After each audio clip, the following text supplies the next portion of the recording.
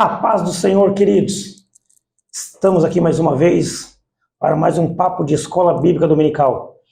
E mais uma vez a presença do nosso pastor amigo, pastor Marcos Devaney, né? Pastor das Assembleias de Deus lá no bairro do Pouso Frio, na cidade de Taubaté mesmo. Pastor Marcos, muito obrigado mais uma vez pela sua disponibilidade de estar aqui nos abençoando. Fique à vontade, faça a sua apresentação, a casa é nossa. Amém. Paz do Senhor a todos os irmãos que assistem essa aula.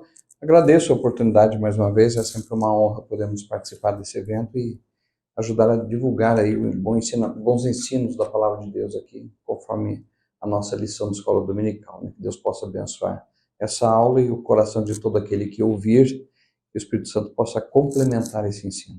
Amém, queridos.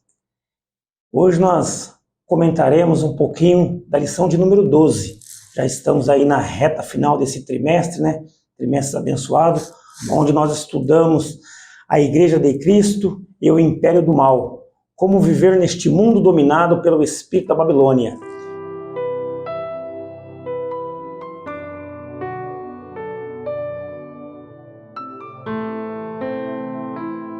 E a lição de número 12, ela tem o título Sendo a Igreja do Deus Vivo.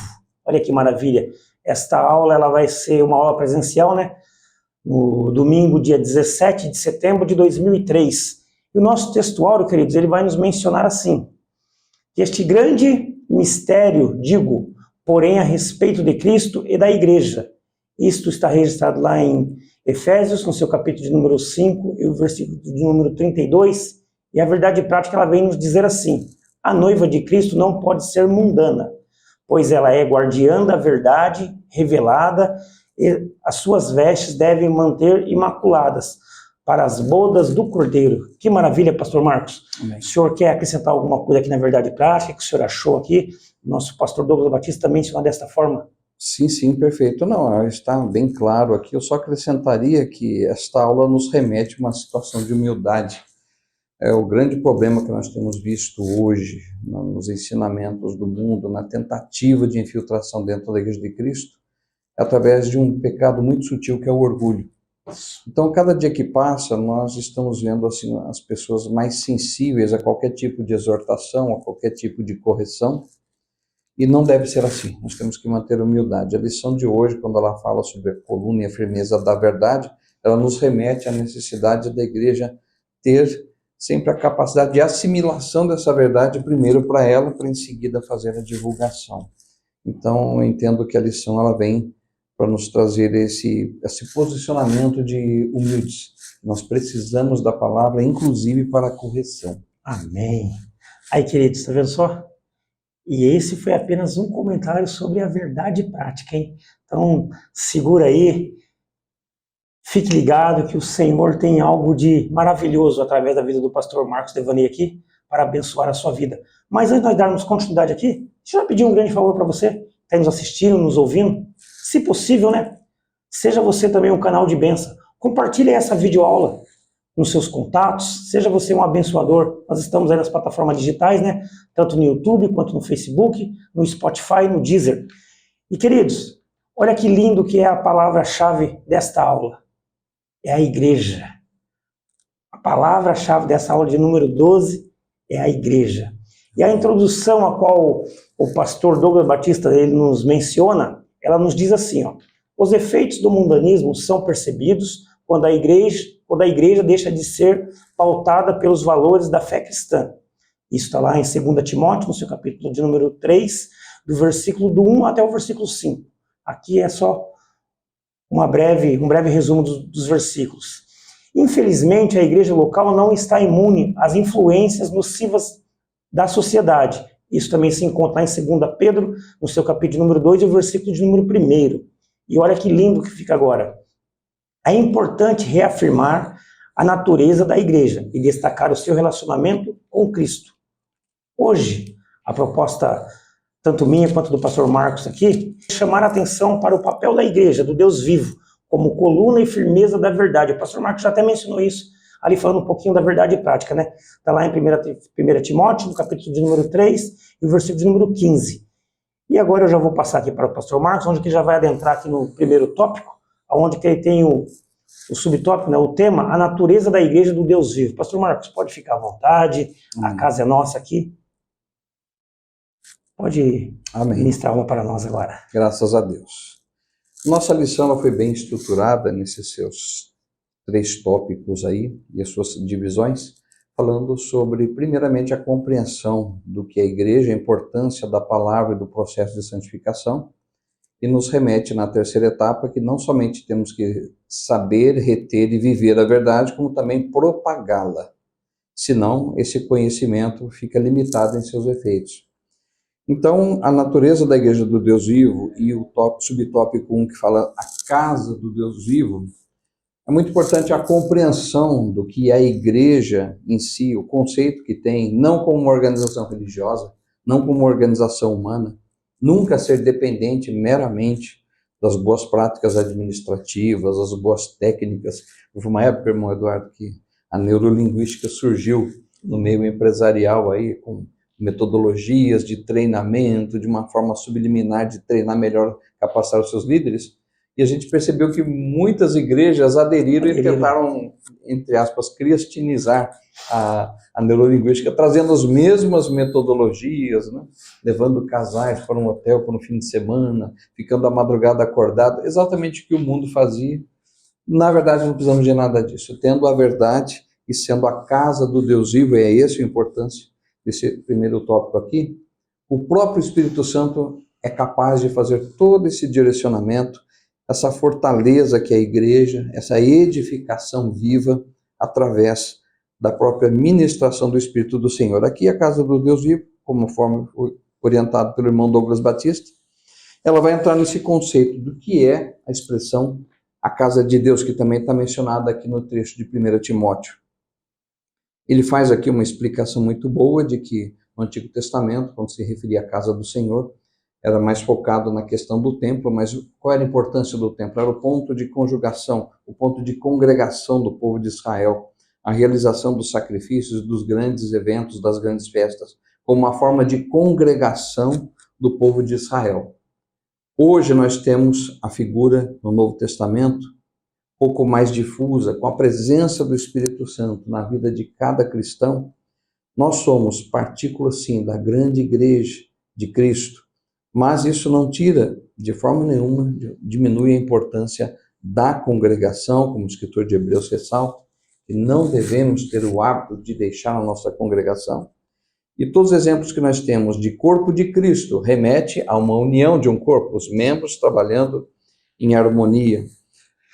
Um dado curioso, durante muito tempo foi se tratado a questão da patologia das doenças no próprio corpo humano, como sendo a infiltração dos agentes patógenos, né, micróbios, vírus, etc. Hoje o conceito de saúde está modificando um pouco mais.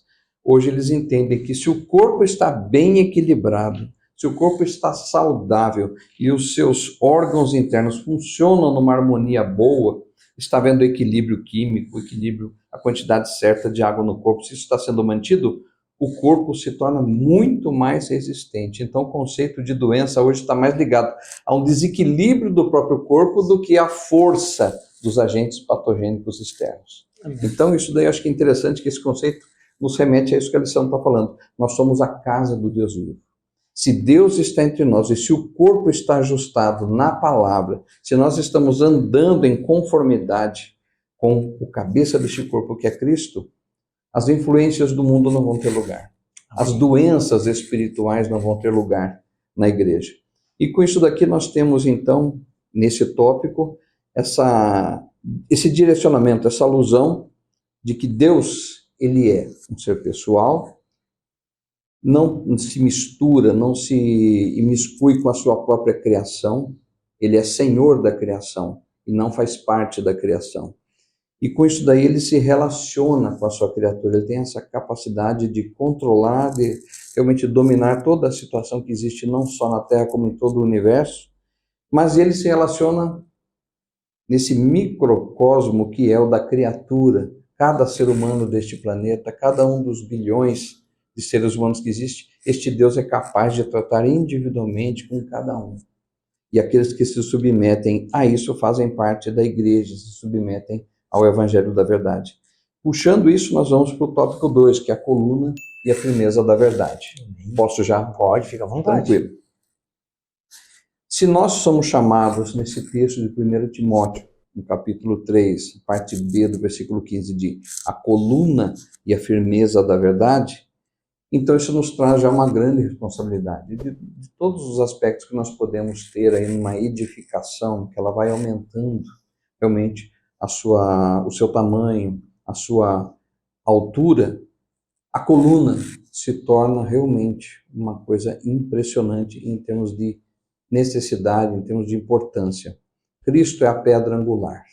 É a partir dali que se iniciou toda essa construção. Mas em seguida nós temos as colunas. A própria igreja é a coluna da verdade que foi anunciada por Cristo. Se nós pararmos para pensar nessa importância, meu Eduardo, nós vamos ver que dificuldade quando a pessoa não interna essa verdade para ela e não procura justamente ser firme nas suas convicções, firme nos seus conceitos. Uma coluna que ela é mal construída, que ela não tem ali a quantidade de elementos internos, a própria Constituição, hoje nas construções atuais de concreto, antigamente de rocha, mas se ela não tem ali a firmeza nos seus próprios elementos, ela nunca vai conseguir sustentar nada. Sim. Ela vai ser uma das primeiras a ruir, porque não vai suportar o peso da responsabilidade, né, da construção que vem a seguir. Acima, né? Nós somos assim também. Nós temos que ter a nossa estrutura espiritual. E é com isso daqui nós temos essa verdade, que o Evangelho, que foi propagado por Cristo, foi nos ensinado, as boas novas de salvação, são doutrinas que não são passíveis de serem relativizadas, como é a proposta do mundo hoje. É uma frase muito forte. Deus não trabalha com relativos, Deus trabalha com absolutos.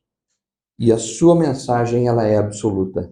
Ela não admite, tanto que ele é o Deus que não se há sombra de variação. Deus é imutável.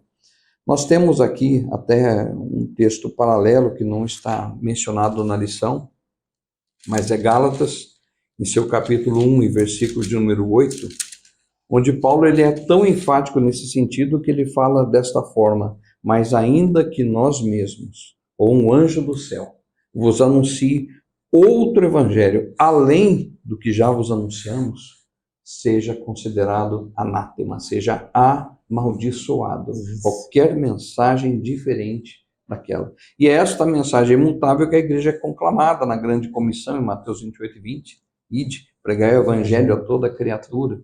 Então nós temos toda essa visão de que a igreja é o sustentáculo dessa verdade na propagação e na manutenção dela, no seu conhecimento, na sua vivência e na sua distribuição, na sua comunicação àqueles que não conhecem. Em Judas, capítulo 1, versículo 3, ele traz também um termo que é muito forte. A lição foi feliz de pegar esse versículo quando ele fala o seguinte: amados, enquanto eu empregava toda a diligência para vos escrever acerca da salvação que nos é comum, senti a necessidade de vos escrever, exortando-vos a batalhar pela fé, que de uma vez por todas foi entregue aos santos. Olha a profundidade de Judas, o irmão de Jesus Cristo, né, segundo a carne, que ele fala: o evangelho, esta fé, foi entregue aos santos e agora nós somos exortados a batalhar por esta fé. Então há uma batalha envolvida, há uma guerra, há uma necessidade de engajamento sério, consciente do compromisso de cada cristão a respeito da manutenção dessa verdade como coluna. Tem que haver um esforço, né, pastor? Tem que haver. E tem que ter, assim, a gente vê quando os soldados vão defender ali o seu país numa guerra, eles têm em mente o quê? Ele está levando ali não só a imagem da bandeira, do pavilhão do seu país, mas ele está lembrando da sua família, das suas tradições, da sua língua, do seu idioma, de tudo de bom que o seu país representa para ele. Ele está defendendo aquela situação. E nós somos chamados a batalhar pela fé que foi entregue aos santos. Esta fé foi entregue lá quando o Senhor Jesus esteve conosco e nos trouxe toda a maravilha da nova aliança. E hoje nós somos conclamados como batalhadores, como soldados do exército de Cristo, nós continuarmos a não permitir que essa mensagem seja corrompida, seja desvirtuada. Correto. Quando na introdução que o irmão leu, em 2 Pedro 2:1, Pedro já alertava que haveriam falsos mestres. Quer dizer, já estava ali a preocupação de que mesmo alguém dentro da igreja, se chegasse com alguma modificação não baseada naquilo que é o ensinamento apostólico, isso daí deveria ser detectado e deveria ser rechaçado pela igreja. Combatido, né? Com certeza. Bom, isso nos traz o quê? Essa expressão que ele fala assim, grande é o mistério da piedade, que está no versículo 16 da nossa leitura principal. Paulo está dizendo que este mistério, primeiro ele usa essa expressão mistério. A verdade do Evangelho não é uma verdade que pode ser descoberta através de experimentos científicos, não pode ser descoberta através das tentativas humanas de explicação de quem seja Deus, ou de como Deus deva tratar com a humanidade. Hoje existe gente de todas as formas que não se interessa pela palavra de Deus, mas que quer dizer e definir Deus e como Deus tem que agir segundo o seu próprio conceito, né?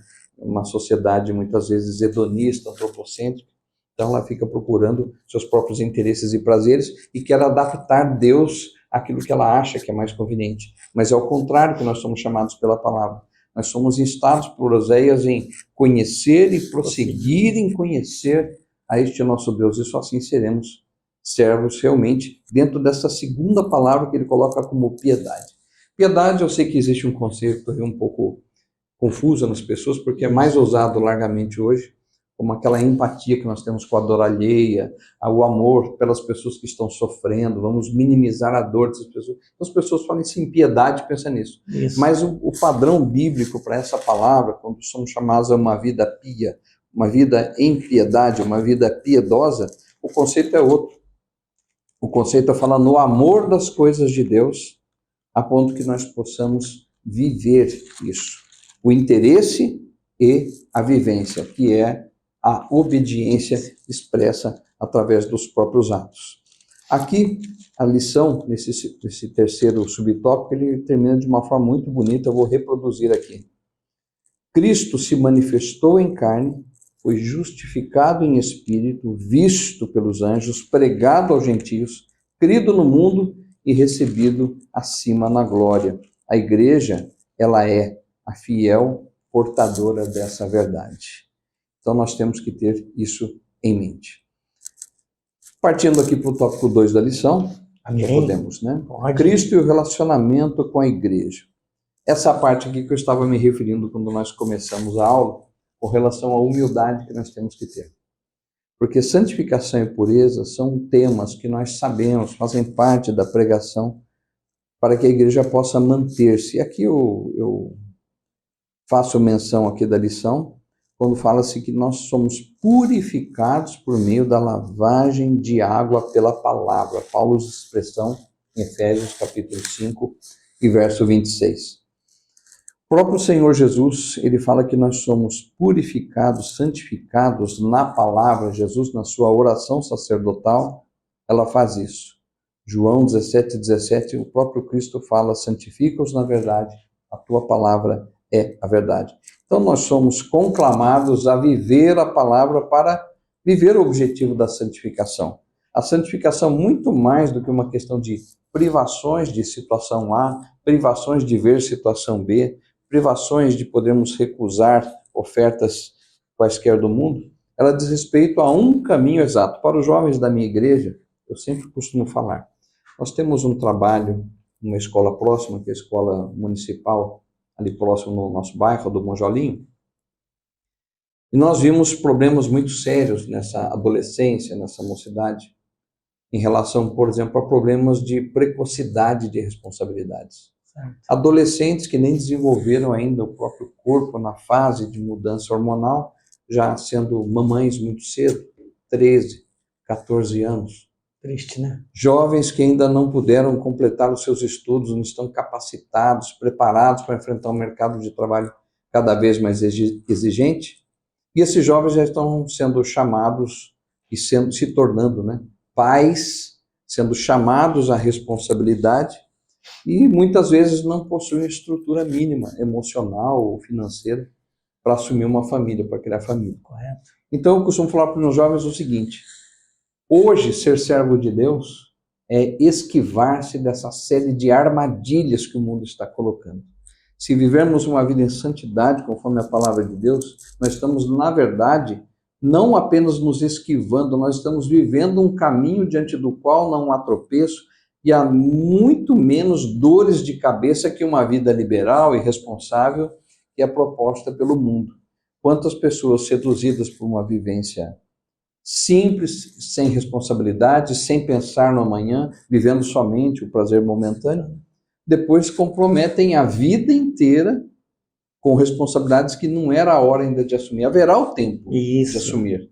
Então, a santificação, vivendo a palavra de Deus, ela justamente nos leva a essa situação. Separação do pecado e preparar-se para a volta do Senhor. 1 Pedro de 1:15 é um dos textos que eu digo assim que existe a maior ponta de dúvida que o cristão pode viver. Quando o Senhor Deus, ele ordena, através da boca de Pedro, que reproduz o Antigo Testamento, ele fala: sede santos, como santo é o vosso Pai Celeste.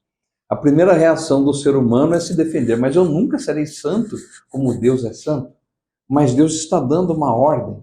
Será que Deus nos deu uma ordem sabendo que nós não teríamos condições ou capacidade de buscarmos sofregamente, de chegarmos perto do alvo? Não, entendo que Deus está falando, sejam, é porque Ele está falando, vá atrás disso, tente, esforce-se, busque, batalhe por isso, não ceda facilmente ao chamado do pecado. Então, eu entendo que a lição fala justamente isso.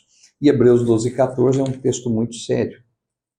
Sem santificação, mundo Eduardo, ninguém verá o Senhor. E isso nos chama a responsabilidade de vermos este processo até o dia da vinda do Senhor, ou até o dia que o Senhor nos chamar, por qualquer motivo, o final da vida pode acontecer, né? A gente não sabe o dia de amanhã, temos que estar preparados dessa forma, para que a igreja seja gloriosa e irrepreensível. Isto aqui, novamente, nos remete a uma posição de humildade. A santificação tem como alvo preparar uma igreja gloriosa, sem mácula, nem ruga, nem coisa semelhante, mas santa e irrepreensível. Uma igreja separada, uma igreja que não se confunde com as práticas do mundo.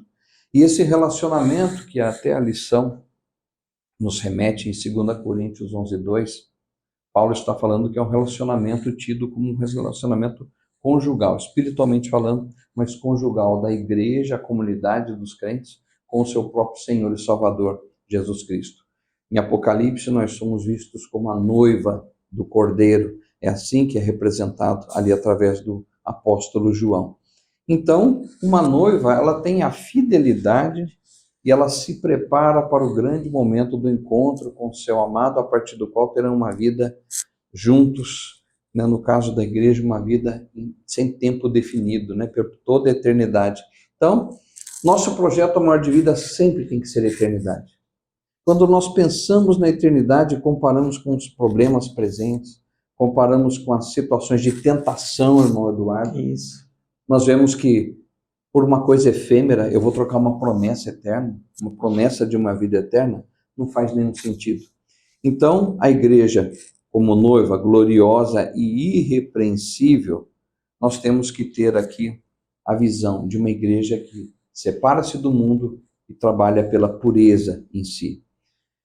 Isso me remete a também, não podemos ter esse conceito sem isolarmos da graça de Deus.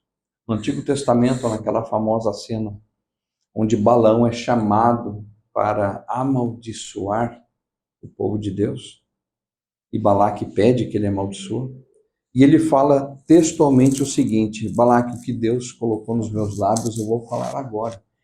Lá saem expressões que são conhecidas, né? Deus não é homem para que minta, nem filho do homem que se arrependa. Mas uma coisa chama a atenção, é quando o Senhor nosso Deus, né? E aí os irmãos devem ter reparado que até a minha voz embargou um pouco, é o conceito da graça que tem desde o Antigo Testamento. Quando, diante de uma multidão que era rebelde, já no livro de Números tinha passado por momentos de descrença, falta de fé no Deus vivo, tinha visto os milagres, mas ainda continuava um povo de murmurações, que o Senhor até do alto do Sinai falou: Moisés, eu vou destruir esse povo e vou dar descendência para ti. Sabemos como a história termina depois disso. Diante desse povo, mas o profeta Balaão, ele é comissionado por Deus, instruído pelo Espírito do Senhor, para dizer uma frase: eis que não vejo pecado em Israel. Isso é o conceito da graça. Então, irmãos, a igreja é gloriosa e irrepreensível. Satanás vai todo o tempo tentar falando: você é fraco, você é pecador, você não tem o direito de pregar o evangelho, você não vai conseguir, você vai desistir, sendo que nós não podemos esquecer que em Cristo Deus olha e fala assim: eu não vejo pecado na minha igreja pelo sangue de Cristo. Maravilha. Eu entendo que isso é uma esperança, é uma coisa maravilhosa, mas nós temos que viver isso por um outro motivo. O tópico 3 vai falar sobre as armas da Igreja do Deus Vivo, nós vamos abordar daqui a pouquinho, e ele vai falar sobre a questão da responsabilidade. Eu queria fechar esse tópico 2 com um pensamento. Fala-se muito hoje do crescimento da igreja, que a igreja não está mais crescendo como era antigamente, e que nós precisávamos talvez renovar os nossos métodos de evangelismo, precisávamos adaptar uma realidade. Eu entendo que a falha não está tanto nos métodos, a falha não está tanto na questão da modernidade em si, ou que os nossos métodos estejam ultrapassados.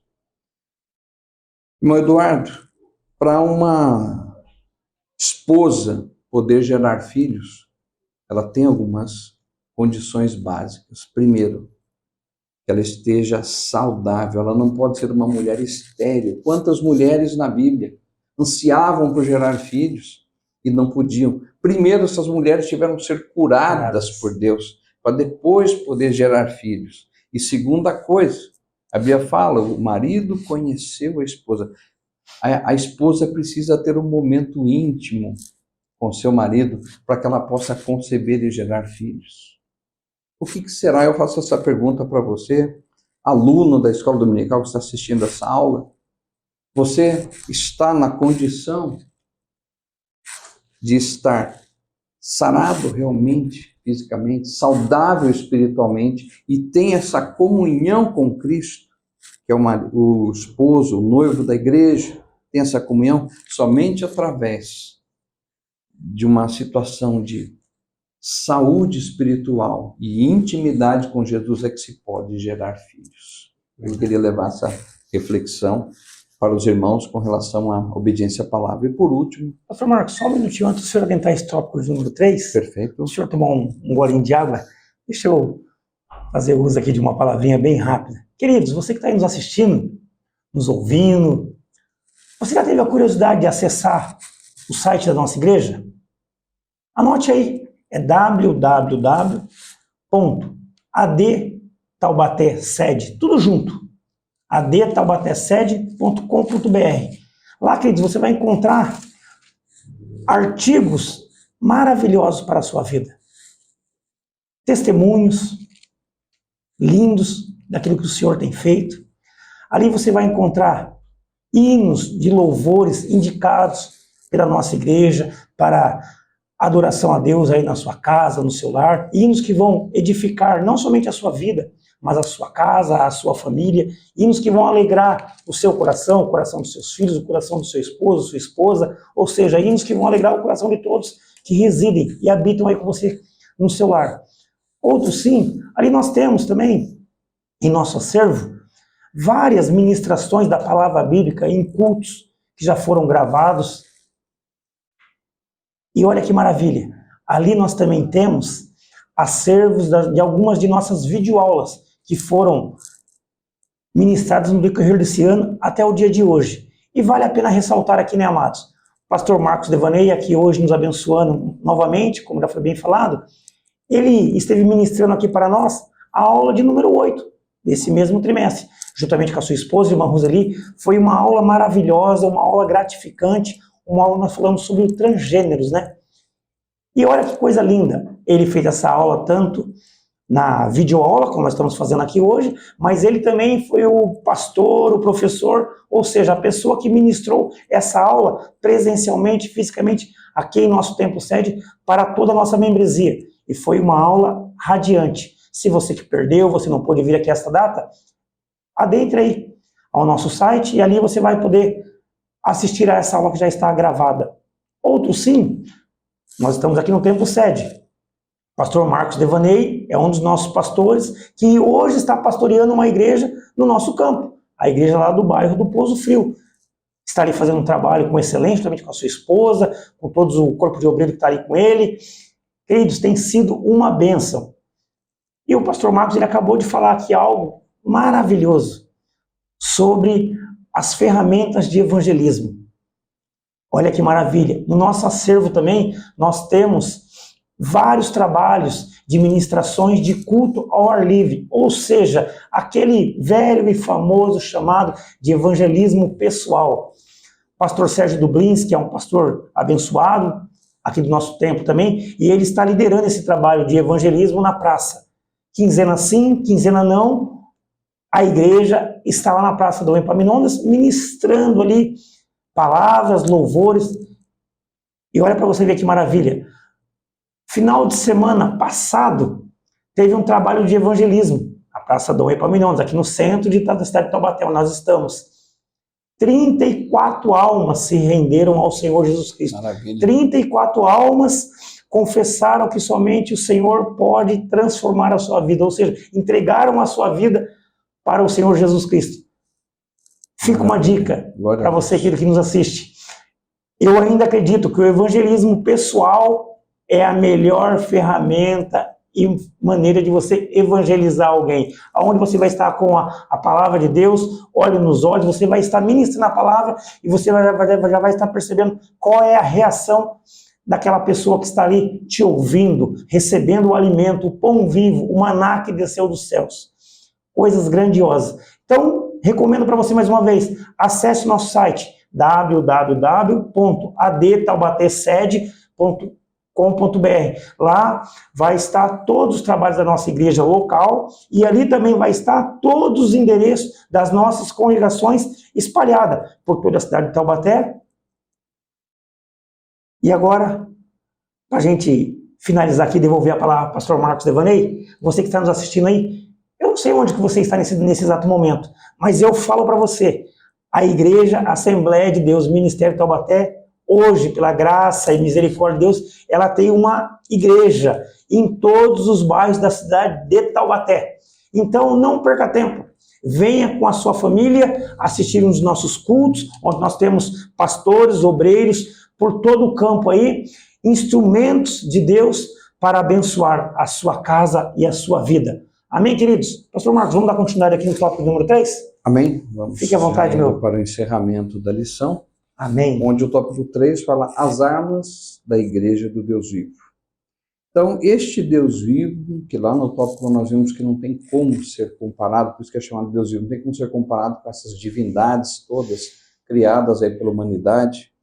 Às vezes a gente se impressiona, né, que hoje nós vemos aí a questão das doutrinas e das lendas religiosas que existiram nesse mundo. Isso. O próprio Império Romano, que absorveu aí muito seria da crença grega com relação ao seu politeísmo. Hoje, onde estão aqueles grandes, entre aspas, né, nomes de divindades que eram tão valorizados na época? Nada mais servem hoje do que deleite do intelecto. Você saber que havia esse tipo de lenda religiosa. E nós sabemos que são todos deuses mortos, nunca existiram. E o nosso Deus vivo, pregado e anunciado pelo Senhor Jesus, e ao longo de todo o tempo pelos seus servos, os profetas, o Senhor Deus permanece soberano sobre a história da humanidade. E nós somos, hoje, os zeladores dessa verdade. Isso é uma grande responsabilidade.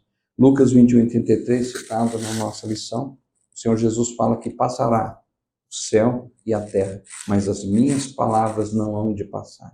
Então nós somos portadores de palavras que jamais morrerão, palavras que nunca serão modificadas por qualquer força, por qualquer intenção humana, por qualquer movimento humano. Essas palavras não podem ser mudadas e nós somos os despenseiros disso. Citamos aqui também na lição João 17:17, que novamente é repetido aqui: santifica-os na verdade, a tua palavra é a verdade. Não há santificação fora da palavra de Deus.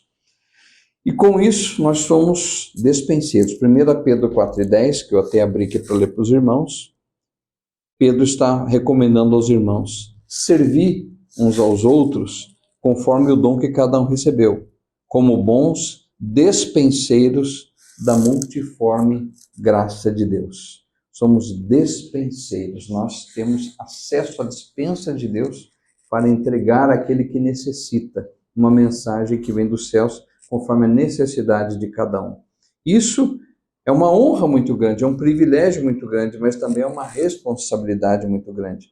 Eu estava lembrando aqui das aulas lá na Faculdade de Direito e um dos poucos motivos graves, um dos raros motivos em que uma pessoa pode ir para a cadeia por questões civis e não penais, é sendo um fiel depositário infiel.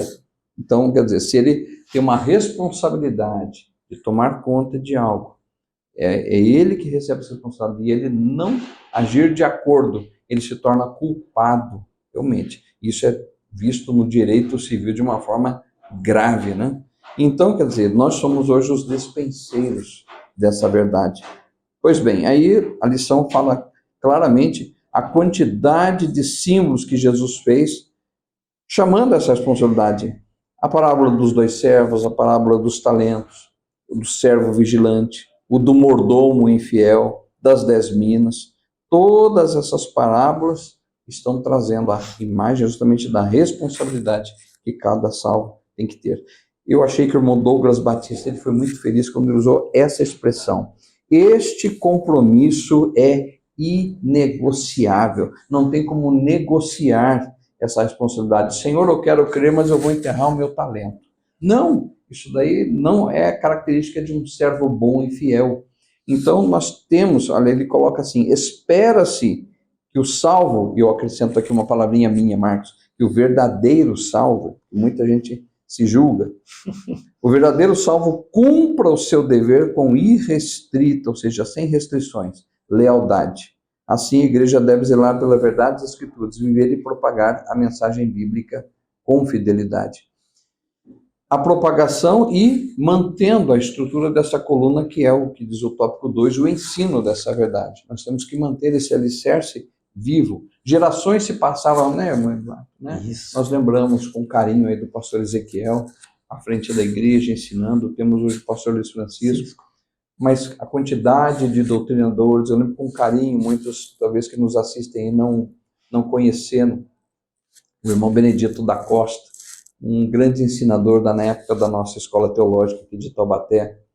O zelo, ele começava a aula de uma forma tão séria, tão assim solene, que era impossível você não sentir respeito pela palavra de Deus. Ele falava com os alunos: hoje nós vamos estudar a palavra que vai passar céus e terra, e elas não vão passar. Tenha respeito, é por causa desta palavra que você vai ter acesso à vida eterna. Então ele trazia, antes de entrar no assunto da introdução bíblica, que ele era professor, ele fazia esse prólogo. E sempre os alunos ficavam mais atentos a essa aula. O peso da responsabilidade. Exatamente, né? Por causa disso.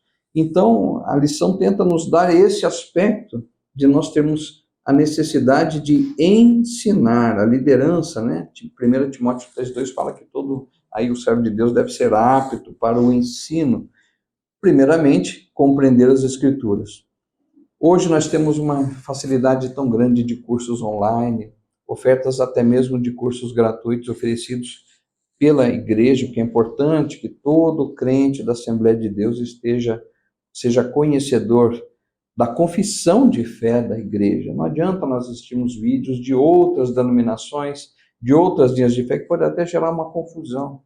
Então, realmente, o conselho é que nós possamos, porque hoje, historicamente, os irmãos sabem disso, o movimento pentecostal que mais durou na história da humanidade é a Assembleia de Deus no Brasil. Mais de 100 anos. Muitos movimentos surgiram, né, até mesmo os missionários que nos trouxeram, eles vieram da Suécia. A Suécia teve um grande avivamento. Mas aquele período maravilhoso de avivamento e de envio de mensagem, ele não durou 100 anos, ele acabou antes. Então nós temos uma solidez teológica e doutrinária da nossa igreja que tem que ser respeitada, né? Não somos nós que vamos descobrir a roda. Grandes servos de Deus já estudaram, esmiuçaram e nos deixaram esse legado. Então, Tito 1:9 fala justamente para nós defendermos essa manutenção dessa doutrina, refutando qualquer tipo de heresia. Isso Paulo deixou bem claro. Nós temos que tomar cuidado, que hoje existem essas ofertas do liberalismo teológico, a adaptação, a relativização da Bíblia, o ecumenismo, essa união que é perigosíssima quando chega a querer fazer que em nome dessa união, com o fundamento de nos unirmos, nós temos que abrir mão de alguns fundamentos da fé cristã. Não, a igreja não pode ceder a isso, ainda que o preço disso seja uma separação, mas nós somos chamados justamente para sermos separados do mundo. Exatamente. E uma coisa perigosíssima, sincretismo religioso. Alguém pode achar que, não, mas nós como evangélicos não corremos esse risco. Não, corremos sim, corremos. Porque muitas vezes o ensinamento de uma outra religião, ela parece ser compatível com o cristianismo e não é.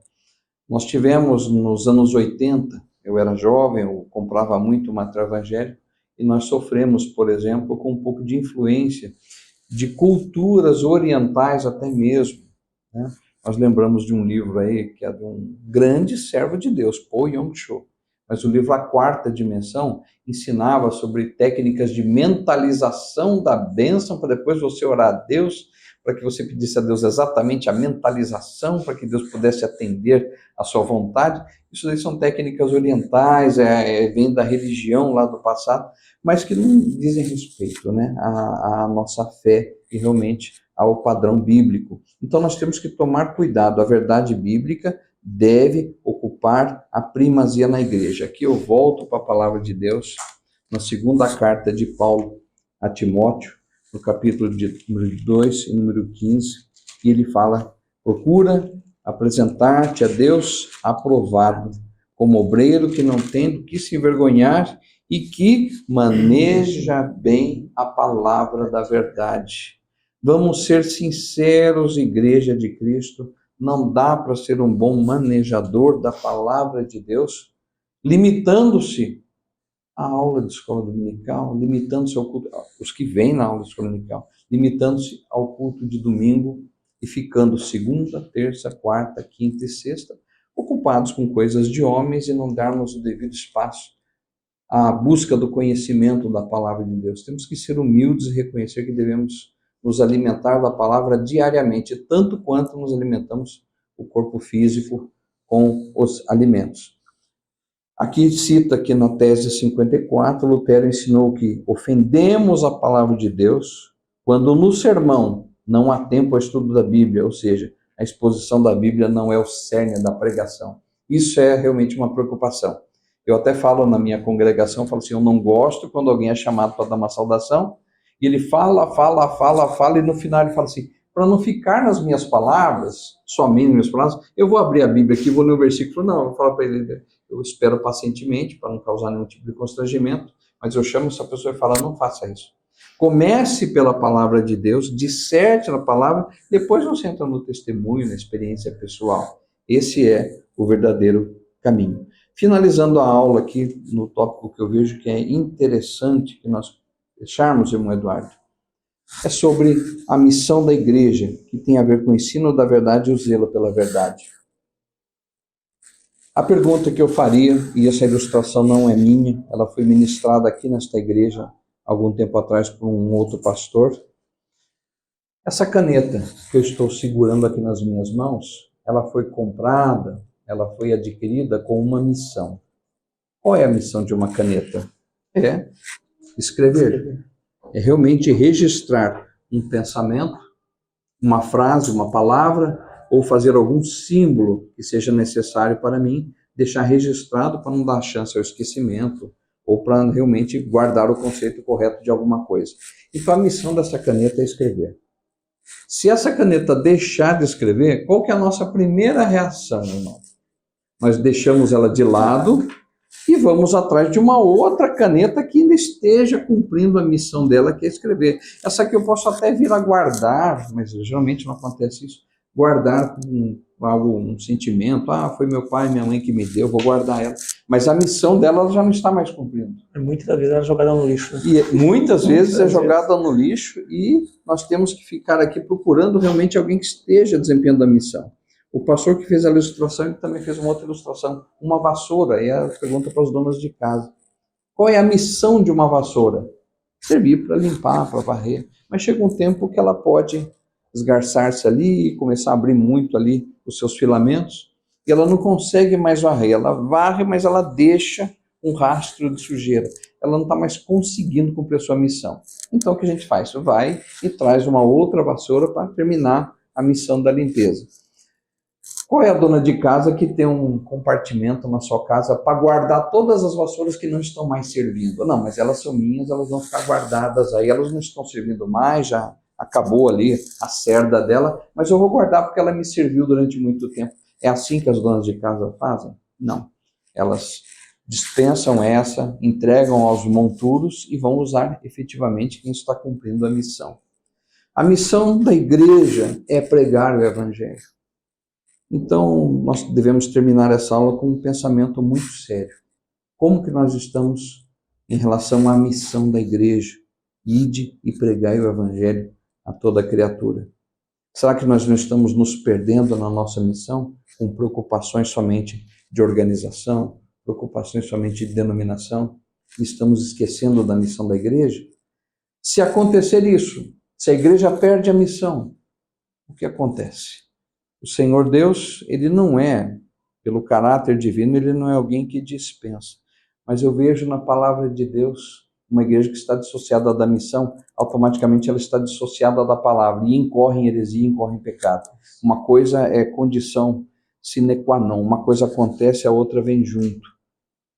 Então, nós temos esse cuidado, e eu vejo nas cartas de Apocalipse o Senhor Jesus falando, eu dei-lhe tempo para que se arrependesse. Mas ele não se arrependeu. Então, com isso, nós temos que tomar muito cuidado que, enquanto propagadores da verdade e coluna da verdade, se nós estamos cumprindo a missão. Em João, capítulo 15, quando Jesus fala que ele é a videira verdadeira e o Pai é agricultor, ele fala que todo ramo, estando em mim, não produzir fruto, o próprio Pai corta este ramo. Então, muitas pessoas, às vezes, podem até bater no peito e dizer assim, não, eu saí daquela igreja porque eu vi problema, eu saí daquela igreja porque eu não concordo. Mal sabe ela que não foi ela que decidiu sair, foi o próprio pai que cortou, porque ele não estava produzindo um fruto digno. Fica essa reflexão em relação ao ensino da verdade e o zelo da verdade quando a gente conclui a nossa aula neste momento. Amém, pastor Marcos. Que maravilha, que bela explanação desta aula, né? Queridos, não foi nada combinado, mas olha como o Senhor tem o controle de tudo. Preste atenção nesse novo slide que vai aparecer aqui. Olha o que ele vem falar para mim e para você. Esta é a nova capa da revista de lições bíblicas adultos para o 4º trimestre de 2023. O pastor Marcos ele usou aqui uma frase, ide por todo mundo e pregai o evangelho. E o próximo tema nosso aí, das Assembleias de Deus, né, para o próximo trimestre, é esse, até os confins da terra, pregando o evangelho a todos os povos, até a volta de Cristo. Olha que maravilha, eu já estou com a minha revista do próximo trimestre aqui em mãos, a revista física, né, também temos ela já em PDF, vai ser mais um trimestre abençoado, como eu falei aqui desde o início, né, estamos caminhando para o final desse trimestre, onde foi muito rico, um trimestre muito abençoado, e agora o pastor Marcos, ele na sua conclusão, ele faz uso, já faz alusão da próxima lição do nosso próximo trimestre, né? Vai ser um trimestre muito abençoado, como nós tivemos o primeiro trimestre abençoado, o segundo trimestre abençoado, estamos encerrando o terceiro trimestre maravilhosamente abençoados, e vamos adentrar o 4º trimestre, sendo abençoados também. Amém. Pastor Marcos, mais uma vez, eu gostaria de agradecer ao Senhor a sua disponibilidade em estar aqui Amém. Nos abençoando, que somente a pessoa de Cristo Jesus, né, vai poder reparar todo o seu esforço Amém. de estar aqui, não somente abençoando a minha vida, mas a todos que estão aí nos assistindo. Mais uma vez, meu muito obrigado. E para nós encerrarmos, mais uma vez, faça menção da igreja onde o senhor pastoreia, o endereço, tudo certinho, calmamente, para o nosso amigo irmão, amiga irmã, ir lá fazer uma visitinha para o senhor. Perfeito. Esse convite é para os irmãos que gostem do ambiente rural, a igreja que nós somos chamados pelo Senhor para dirigir. Ela fica no meio de uma fazenda, né, a fazenda da minha família, e ela é cercada de matas, né? Matas assim que a gente faz mais de 50 anos que não toca nessas matas aí. Então é muito bonita a visão. É comum nós estarmos lá e a igreja ser cercada por gado e tudo mais. É uma igreja rural, mas é uma igreja abençoada, e ela fica localizada na antiga estrada municipal do Pouso Frio. Hoje ela é chamada, é uma homenagem a um escritor que viveu na região, Estrada Municipal Jorge de Melo Fortes. E lá o número é 20.500, o número da igreja. Mas, se os irmãos quiserem realmente achar um caminho mais fácil, procura pelos aplicativos de localização aí, porque ela já está referenciada. Se você digitar Igreja Assembleia de Deus, Pouso Frio, Taubaté, ele vai plotar no mapa exatamente a nossa igreja. Fica mais fácil do que ouvir dezenas de explicações de como chegar lá. E lá o seu navegador vai te conduzir para uma estrada agora, ali seguindo pela viaduto e depois pela uma estrada do Borba em Pinda. É um asfalto de excelente qualidade e está sendo até retrabalhada essa estrada agora, então fica fácil de chegar até lá. São todos convidados, nós temos culto aos domingos, como é padrão. Há outras programações que são mais internas, mas o culto também público e caráter de ensino é quinta-feira, às 19h30. Então todos convidados a participar conosco, louvar ao nosso Deus lá. Queridos, que maravilha, né? Faça um esforçozinho aí e vai até lá visitar a igreja do Pastor Marcos. Acredito que você vai ser ainda mais abençoado. Vai receber um alimento vivo ali e vai poder estar perto de uma zona rural, onde tem os gados, os animais ali, os animais da sua fazenda ali em volta, cercando você. Acredito que você vai sair dali muito mais agradecido ao Senhor por todos os benefícios que o Senhor tem nos dado. Pastor Marco, mais uma vez, muito obrigado. Amém. Não temos palavras para expressar a nossa gratidão. O Senhor está nos atendendo aqui, nos abençoando. Estamos aqui para servir, irmão. Amém. Queridos, já vou estar encerrando. Próximo trimestre nós temos uma surpresa. Eu não vou divulgar ela ainda hoje, não. Nós temos uma surpresa para você, querido ouvinte, amante da Escola Bíblica Dominical. Amém? Vamos já estar encerrando. Esse foi mais um Papo de Escola Bíblica Dominical. Hoje nós fizemos aqui menção da aula de número 12, sendo a Igreja do Deus Vivo. Que Deus abençoe a sua vida. Um forte abraço. Fique com Deus e uma ótima semana. Em nome de Jesus. Amém. Amém.